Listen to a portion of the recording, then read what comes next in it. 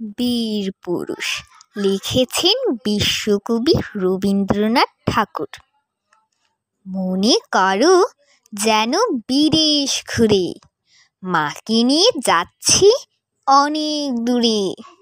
তুমি যাচ্ছ পালকিতে মা চড়ে, দরজা দুটো একটুকু ফাঁক করে।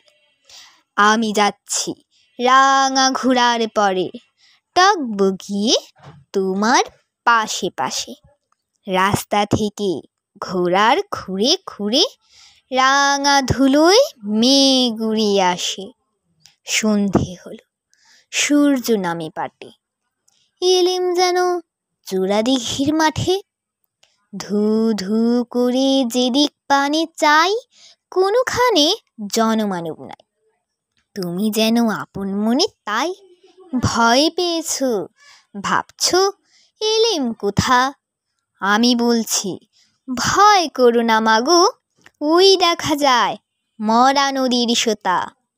চোর কাটাতে মাঠ রয়েছে ঢেকে, মাঝখানেতে পথ গিয়েছে মেঁকে।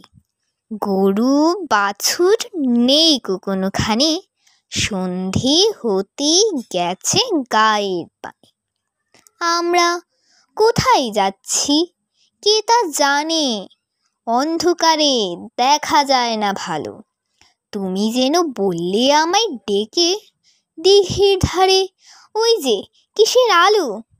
এমন সময় হা রে রে রে রে, ওই যে কারা আসতেছে ডাক ছেড়ে। তুমি ভয়ে পালকিতে কোণে ঠাকুর দেবতা স্মরণ করছো মনে। বেড়াগুলো পাশের কাটা বনে পালকি ছেড়ে কাঁপছে থর থর। আমি যেন তোমায় বলছি ডেকে, আমি আছি ভয় কেন মা কর।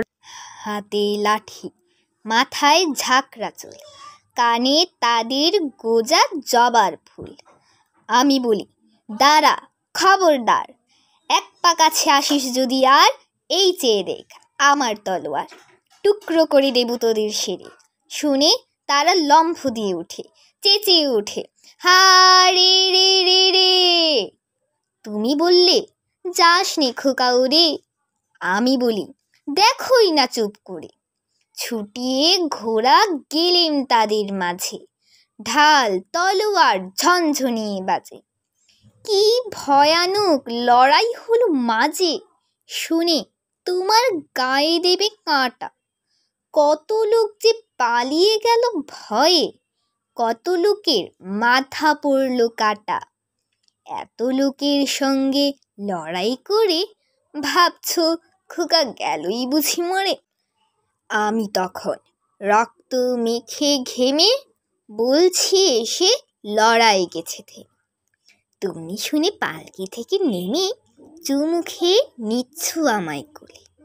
বলছো ভাগ্যে খোকা ছিল মায়ের কাছে, কি দুর্দশাই হতো তা না হলে।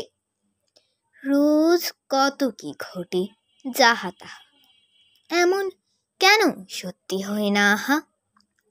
ঠিক যেন এক গল্প হতো তবে, শুনতো যারা অবাক হতো সবে। দাদা বলতো কেমন করে হবে, খোকার গায়ে এত কি জোর আছে।